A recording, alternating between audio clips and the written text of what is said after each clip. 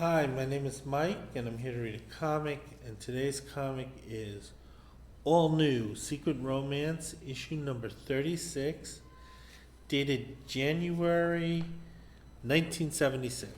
So the new year had just, I think, actually came out probably in the late part of the winter of '75. Look at the cover. It's a fine cover, a little pedestrian. This is something like you would turn into, say, an art professor in school. I don't really think it was a great professional job, but hey, someone put it on their cover, so it's a professional job. It deals with a couple. One is the male is a race car driver, female is an attractive woman, and there is a Formula race car crashing. Got some happiness and tears. Okay, so I'm going to start with the story. The first one is No More Kisses. And our protagonist here is Diane. Now, the guy she's here with on the splash page, he goes away very soon. So that's why I'm not worried about introducing the male romantic figure yet. We see the art team. We don't see any credits for that, so we don't really know who wrote it or who really drew it, because Charleston would often hire a lot of commercial artists who were in between jobs. So I think this is the case because there are a couple of references in this story of this artist writer not necessarily being happy with what they're getting paid with. So anyway, we see this. We see the party. It has a somewhat futuristic look. A little bit of Plato's Retreat in it, and also some kind of late '60s hippie vibe. Definitely, this looks like an artist who probably did a lot of fashion sketches. At least that's what I'm thinking from the art. It's definitely not standard comic book art. This is definitely a commercial artist. So anyway, she's with this guy. Okay, so anyway, Diane is with this guy. I think he wants to marry her. But then a friend of Diane's, this really hot black chick, she says that she has an emergency phone call. So the guy was about to propose to Diane, but it turns out that at that moment, some type of family emergency happened to her.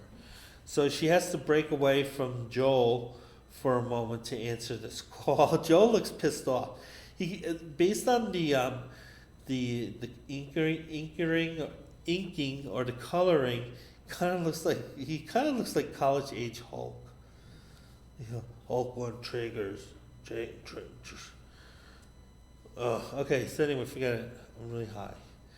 Anyway, it turns out that that there is a family emergency. Her father is in the hospital. He had a heart attack. So they're telling her that it's kind of come and go on whether he'll survive. So she rushes to the hospital. She's told the diagnosis. She's told that it's serious attack, and that your father's weakened. However, he should recover in a way that will extend his life. So anyway, it appears that the daughter and father have a very healthy relationship. We see once again, this is very commercial artwork here. The artist sometimes would put a lot of effort into the story, sometimes they didn't. I'm thinking that there was definitely effort put in by this artist. This is a story she wanted to tell. Anyway, she's talking to the doctor. The doctor's saying that basically you have to put him in a stress-free bubble for him to have any type of fulfilling life at this point. So I guess she makes the decision that both of them are going to leave the city and they're going to go out in the country where it's nice and quiet. And then basically, because of her work as a commercial artist, the protagonist is a commercial artist. she can work from this kind of Vermont type setting and just kind of mail in her assignments. So that's what's happening. She's basically married to her dad at this point, and the father's complimenting her work. Again, I suspect that's kind of a personal thing with the artist there. My guess is it's definitely a female artist, and she's talking about how there's a children's magazine and how they had published some work from her earlier. And, quote, "They don't pay very well, but I like doing them." So she's talking about Charleston. So she's burning Charleston in their own comic, saying that you guys are cheap. And the only reason I do this is because I really need the money and I enjoy doing it. So she's ragging on her employer right here. And it turns out that Diane, she meets a guy called Roderick, and he's an editor at a magazine. So I guess the work that she was doing for the magazine eventually became under his editorial control. So he turns out to be kind of a very good looking guy, and the sun is shining, so kind of looks good for these two. It turns out the dad approves of Roderick. They're just meeting. This is not even a romantic thing. This is a professional thing at this point. But you can see like how seriously it's being treated in this story. The introduction to the parent, and it went well. And anyway, the two are kind of talking because Roderick wants to get to know Diane, since obviously she's not going to be in the office. So this kind of trip up here was something that he chose to do to get to better know her. And it turns out that this is kind of like a nice rustic area that he finds personally pleasing.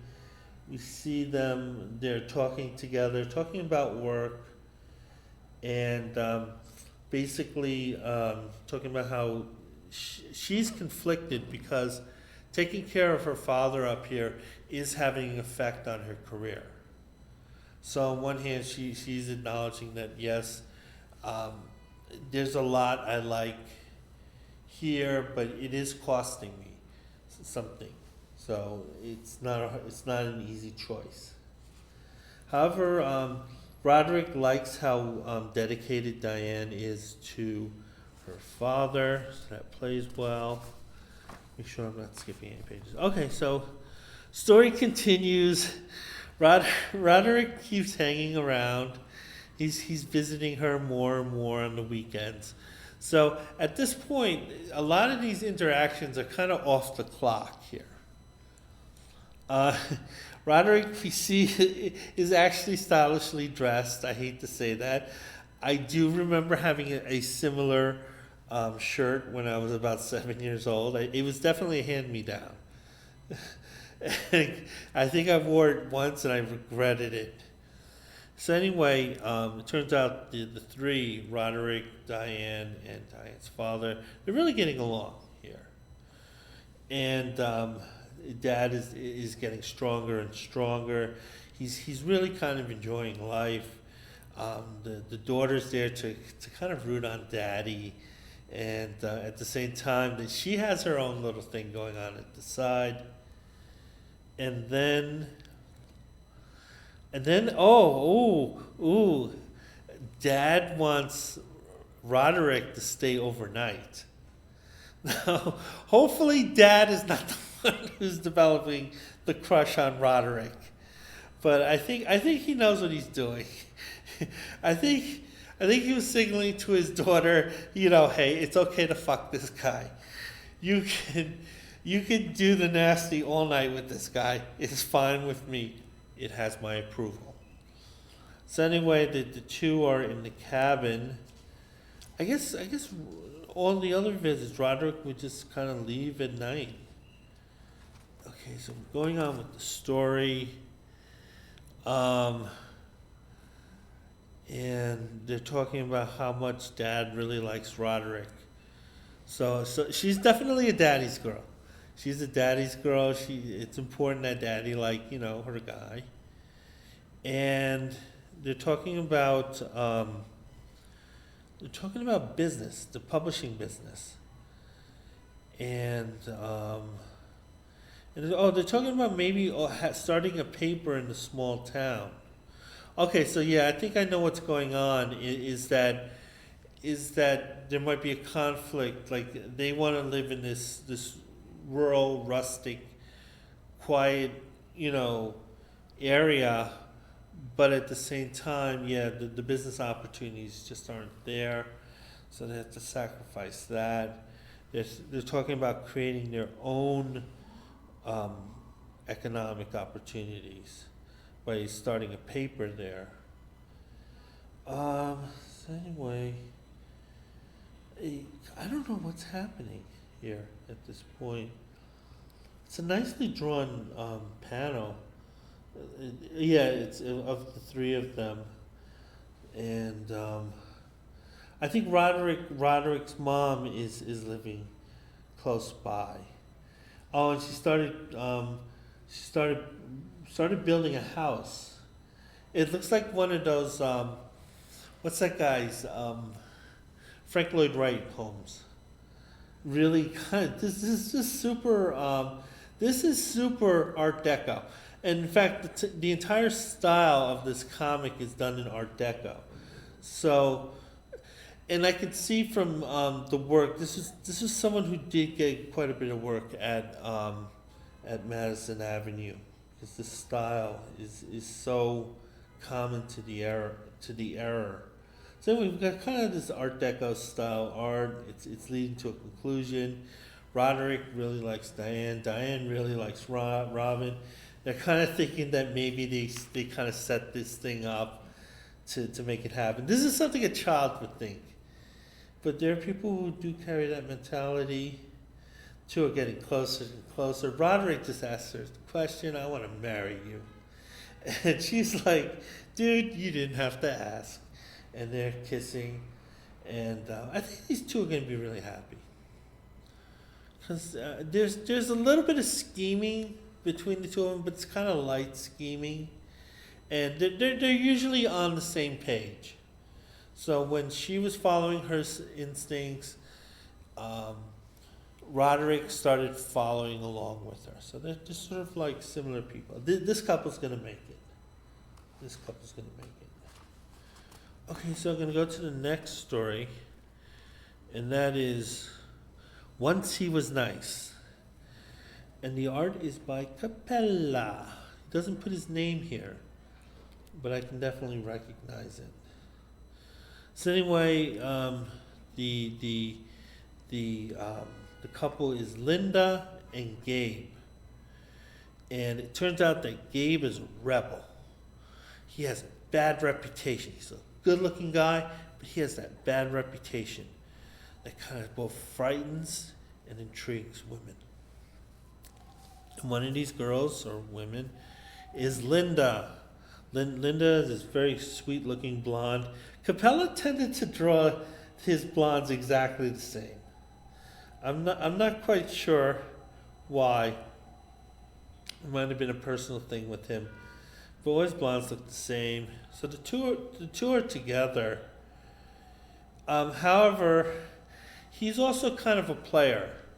So, I mean, while he was passionately kissing Linda, a couple hours later, he's like kissing another woman or another girl at the party. I think these are high schoolers. And she's upset about that, noticing that he's with another girl. She asked her mom for advice. And the mom is like, "Gay Daniels, oh, he's such a troublemaker." So the mom immediately disapproves of the boy because she had heard bad things about the kid. She's still bad mouthing the guy. So the scene switched from them being in the kitchen to showing the night moon. So I can imagine her kind of yapping on and on about all the rumors she heard.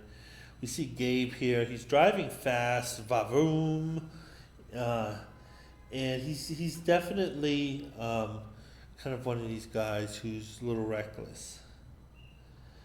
And we see Linda. She's crying because she has conflicted feelings about Gabe. On one hand, she does have some attraction to him. On the other hand, she realizes that this guy is someone who might not make her happy. She kind of moved on a little bit. And it turns out she's good at school. So after graduating from high school, she goes into a state college. So Linda has a little bit on the ball here.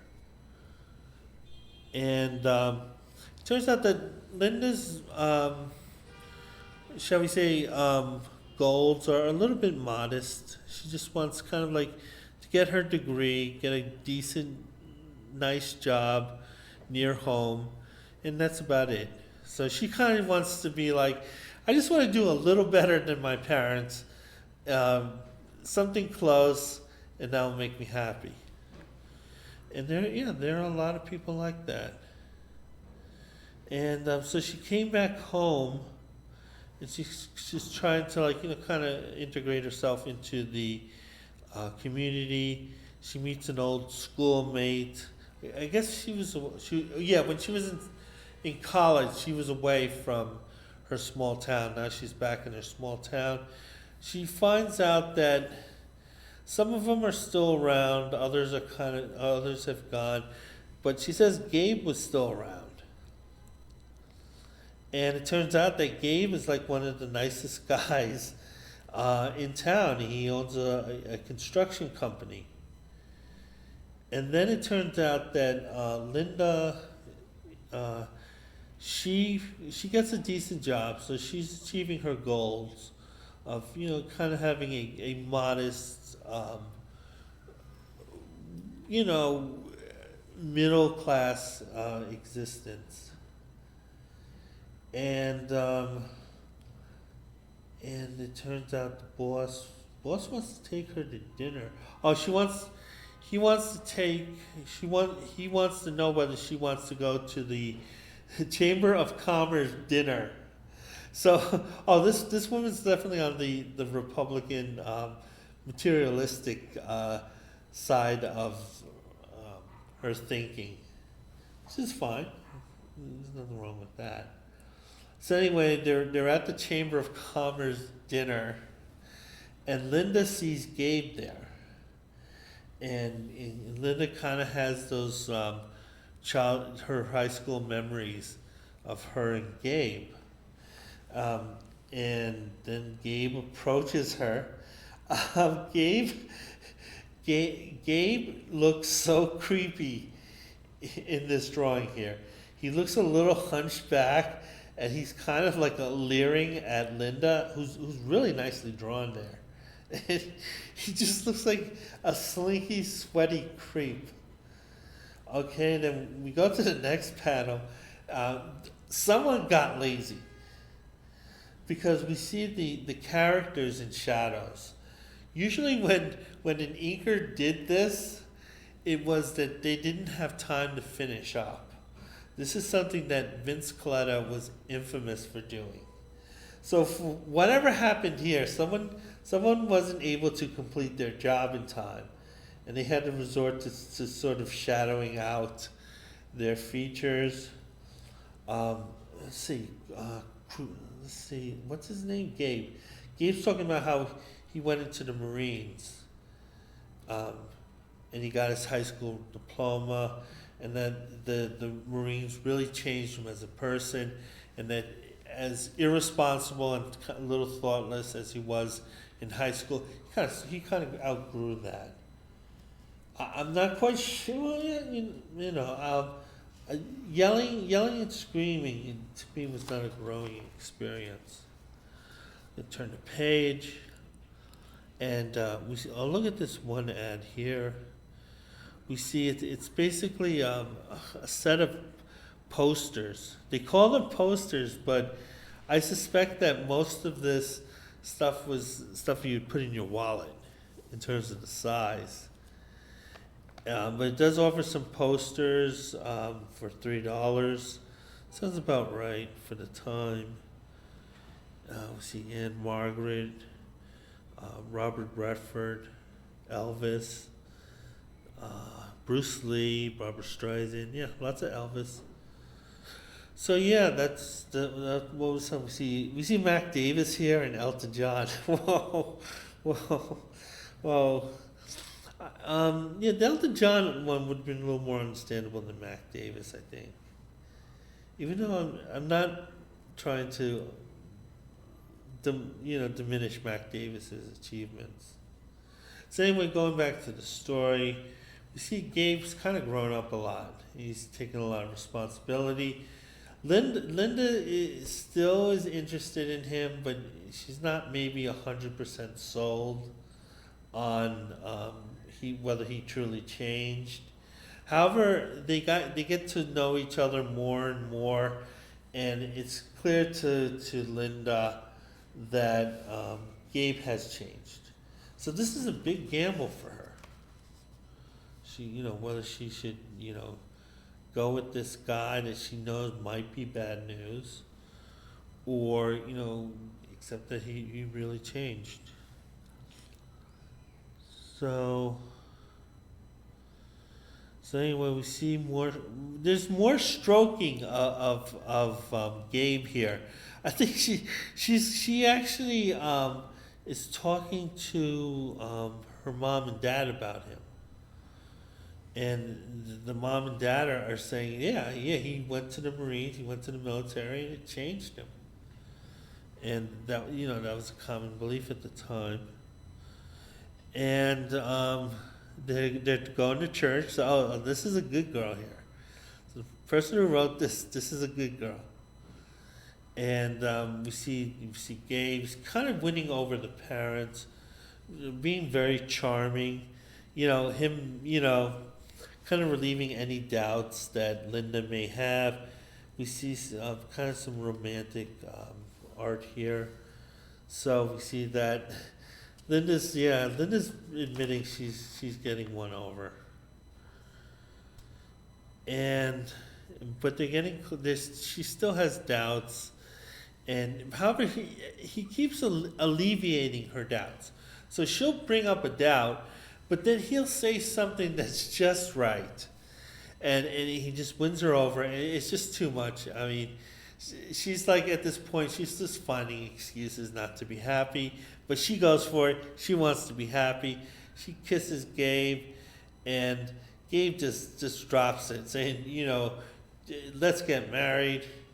And Linda's like saying, when I felt like I was your girl since the first grade. So she's kind of like, saying, hey, I always felt that I was destined for you. And I think these two are going to make it. Gabe showed some real personal growth. Linda stayed pretty even keel. I think part of the story was, why is a girl like Linda hanging out with a bum like Gabe? So Linda's kind of like, kind of one of those high quality women. Yeah, these two are going to make it. They're going to be obnoxious Republicans, and kind of like mid-sized fishes in small ponds. So yeah, so we're going to move on from them. We're going to move on next to a one-page story. Again, it's drawn by Capella, and it's called Vibes. And one friend who has kind of like one of those Jufros, kind of like how Michael Landon had one, and the guy from Superbad. Anyway, he's talking about how he has bad vibes, and his friend is saying, how can that possibly be that on a beautiful day like this? And the guy is just saying, I got them bad vibes. However, it turns out that the friend sees this very attractive redhead here with kind of a two-piece outfit on. And the friend is a creep. He is an absolute creep. he just immediately grabs her and just sexually assaults her at this point. He's laying on the old, I've been waiting for you all your life, and forced affection isn't really forced, is it? So anyway, it turns out that the girl doesn't want to deal with this guy, and she belts him. We don't see the actual physical punch, but we see his friend. He has a black eye. He has stars around him. So even back then, when sexual harassment was rampant, there was kind of like this undercurrent of, you need to fight back. You need to fight back. And this is kind of a good example. The friend with the bad vibes says, hey, yeah, I did feel bad vibes. Your bad vibes. And so anyway, that's the end of the story. Oh, excuse me. Okay, before I go to the last story, I'm going to go to Jennifer's Corner. Or was that the first story? I'm really kind of high, so I don't know. Anyway, we're going to go to Jennifer's Corner, and we're going to see what she was asked and what advice did she give. Okay, so the first person is called Worried, and she's a 13-year-old girl, but she likes a guy who's 18. She is aware that he's probably too old, but then he sort of started breaking away from her. And she was told by the brother that he didn't like her anymore, and that Mike was sort of running away from this girl. She wants to know what's going on. It looks like the 18-year-old boyfriend moved on to an older girl, and she doesn't know what's going on. It's kind of clear what happened, in that basically a bunch of people were calling him a pedo for dating a 13-year-old, even though he was 18. That's not appropriate. So, and it's also clear to Jennifer that that's the case, that he's clearly sending you a message that he doesn't want to be involved with you anymore, and he doesn't want you to be a pest. He's probably embarrassed as hell from all the criticism that he got, and some of that criticism you can't walk away from. Okay, so we'll go to the second one. Second one is Helpless, and she's talking about how she went to church camp, and she met a guy there named Bruce, and she still has a crush on him. He lives nearby, so they got close enough to know where they kind of live. And the thing is that she's 12 and he's 17. That's to me, that's kind of worse than the 13, 18-year-old. Seriously, guys, I mean, what's with the pedos? And she's wondering, she says she's in love with the guy. And holy shit, God knows what the hell they were doing. Just because they were at church camp doesn't mean they weren't doing anything that they shouldn't be doing. My God. Okay, so let's see what Jennifer says. She questions how much the boy likes her. So she's definitely kind of questioning the motives, whether she's just simply going through a kind of like a one-sided crush, or whether this was something deeper. And then she addresses the ages.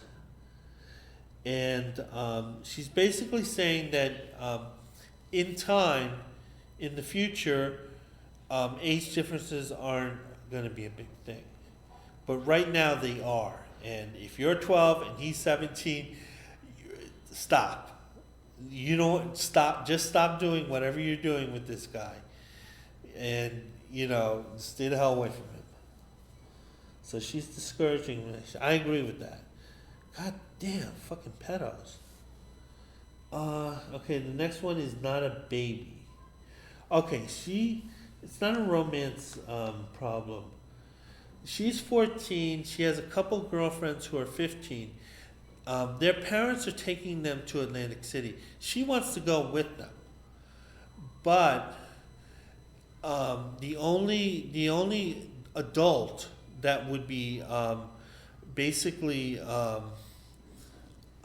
what do you call it? Not chauffeuring. Who overseeing them is like a 22-year-old guy. So basically, the daughter wants to go on this trip. The 14-year-old daughter wants to go on the trip. The mother's like, hold it. A 22-year-old boy is going to take guardianship over a 14-year-old girl and two 15-year-old girls. And the parents are like, hell fucking no. Hell no. We're going to say okay to that situation.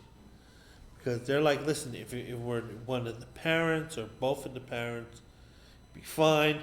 We're not letting, pedo here, kind of take guardianship of you, even for a short time. So yeah, Jennifer agrees. Your mom is not smothering you. She's looking out for your best interest. And this honestly does not sound like a good situation. So Jennifer, she came through. She gave the kids some good advice. And stay away from the kids. Okay, go to the last story. Last story, I don't know who did it. It was definitely commercial artwork, absolutely. It's very well drawn. So even though the person who drew this probably was not happy with how much they were paid, they did at least put some effort into it. However, it doesn't flow naturally. It kind of looks like just different images put together somewhat closely. So anyway, we start our story. We see the young woman is concerned about this one particular car. It's a Formula One car. It's flying by. The guy's name is Rodney. And I have to hold on and find out what the girl's name is. So Rodney, the race car driver, one of the pivots from his wheel comes off and he crashes into another car. The young attractive blonde who was, concerned about Rodney as he was going past this turn, she cries out in horror. She sees Rodney. Rodney's fine. Rodney's walking fine. That beautiful face of his looks A-OK, no burns on, her property. And it turns, the two embrace. It turns out that the two are going to get married. And I still don't know her name. Okay, so the two are going to get married. But she's obviously concerned about this hobby that he has of race car driving, which some people did have as a hobby at the time. Steve McQueen and Paul Newman and a few other celebrities. It seems like an odd hobby to have, particularly since Paul Newman knew James Dean and he knew what happened to Dean. So anyway, the two are talking. Rodney just loves racing. And he knows that there's definitely a risk, and he still wants, her to be the wife, but he's not giving up his hobby just yet. Turns out that she is a high-priced fashion model. So both these people have money. I suspect Rodney has a bit more given his hobby, but nevertheless, Karen, her name is Karen. Karen has her own money.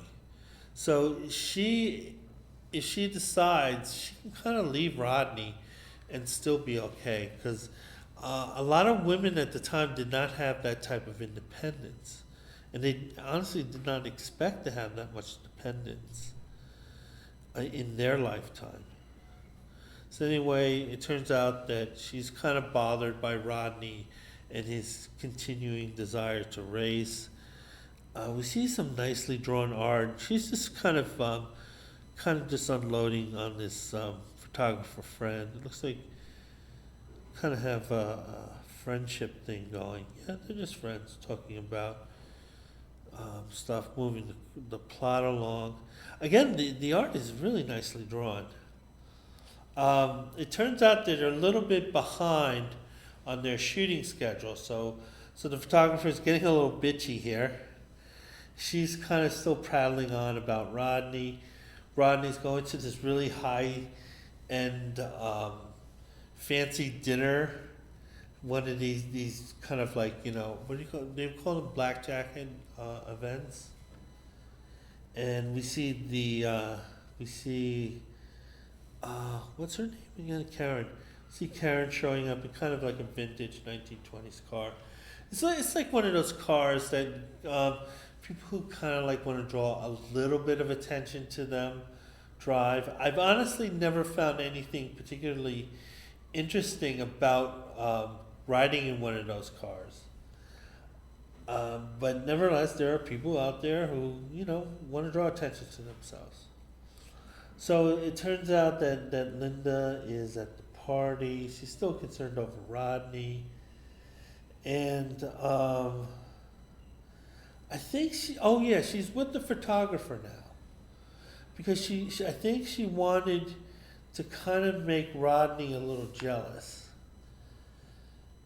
And she did take the photographer because she knew Rodney was going to be at the dinner and she was trying to make Rodney jealous. The photographer was just like, really, I wish I didn't say yes to this, but I'll take some pictures of this fancy dinner. Maybe I could sell them for a few bucks at the magazine, one of the gossip rags. So basically, he's just kind of hoping to break even at this point, because she's sort of scheming to get Rodney, and he's kind of helping, but he's very reluctant to help. So, that the type of complex thought usually didn't go into comic books too much. So it turns out that Rodney is kind of like, he's not moping around. He's circulating, he's talking to attractive women. Karen is noticing this. Kind of like, really, dude, you're doing this behind my back? The photographer friend comes over. He's really kind of like not interested in doing this plan, so he's kind of being a little bit of a jerk about it. Karen wants him to start taking photos of her to draw attention to her so Rodney would notice her. So he does that, and it says that if he asks, you're to say, yeah, you're my date. Meanwhile, the photographer is thinking, what if he punches me? and Karen gives a Karen answer. She's basically saying, hey, whatever. So anyway, it turns out that Karen's plan did have the desired effect. Rodney noticed them together. He was particularly pissed off about this. Rodney calls the photographer pipsqueak. The photographer takes offense to this. So these two are about to fight. Rodney wins it with one punch. I'm not even sure he's in proper boxing stance at this point, but he really belts this guy. This is really nice artwork. I really can't tell you how much I enjoyed this artwork. Although sometimes the perspectives are a little off, but not by much. So anyway, the camera goes into the water. The photographer's pissed. That was probably a pretty pricey camera, and also he wanted those pictures. Rodney, after belting the guy, he grabs Karen by the wrist, and they kind of talk to each other here. It was definitely not intended to be this way, but based on the inking and the way Rodney's holding his hand, it kind of looks like he has a gun to Karen. I don't know whether the artist wanted to or the inker wanted to subliminally send that message, But it does look like Rodney has a gun pointed to her. So they're talking. They're talking about the driving, because the driving is the one thing in the way. He's saying, "Listen, I love you. I want to marry you, but I still need to drive. Still need to drive." She's concerned about this. She's calling him all types of names. She's very angry, but he's aware that she's angry because she's concerned. So this is like, "I really care about you," anger. So he's not going to take it that hard. I think Karen had said, "I'm never going to see you at the track again," but she comes to the track, looking really beautiful, kind of this floppish hat. This artist really had talent and really told a nice story, despite probably getting paid very little to do it. Same way we see the Formula One cars, lining up. Again, absolutely beautiful artwork here. And we see that Karen is looking through binoculars at the race, and almost immediately there's a crash between two of the cars. And one of the cars was Rodney's. So Karen sees this. She gets closer and closer to the wreckage. It's a burning wreck. She doesn't know what happened. And then we see that Karen probably went with the ambulance, one of the ambulances, to the hospital. So Karen's in the hospital. She is desperately asking about Rodney. We see this nurse, and she has a very, very ethnic looking face. And the nurse is not able to answer her questions about why she can't see him. She overhears two doctors talking, and one of them says that the driver of the Matador will be paralyzed for life, and that's what the tests are showing. And if they say this in 1973, that was probably it at that point. The medical knowledge to make anything better, with an injury like that was zero. So anyway, we see Karen. She's very well drawn and very concerned. She's talking to the nurse again, saying, she just has to see him. She just has to see him. But they're saying, "Hold it, we're still working on these people here. The proper paperwork hasn't been done and submitted, so no, you can't see him." But then suddenly, Rodney shows up in his jean outfit. He's looking fit and fine, and he's looking around for somebody who's been admitted to the hospital. And it turns out that Karen thought that Rodney was in the car, but it turned out that Rodney was running late. So he told one of his backup drivers that he could ride in the race. So when Karen saw the car, he thought Rodney was in it, but it was one of Rodney's backup drivers. So it turns out that Rodney will not be paralyzed. He will not be handicapped. He will not embarrass Karen in any way. Because believe it or not, that wouldn't actually happen. So anyway, they're getting together. Rodney says that, "I don't want you to drive again. No more racing." Rodney agrees with this. He says, "You know what? Yeah, this kind of taught me a lesson that maybe I should stop while I'm ahead." And the two embrace. And I kind of think these two are going to make it.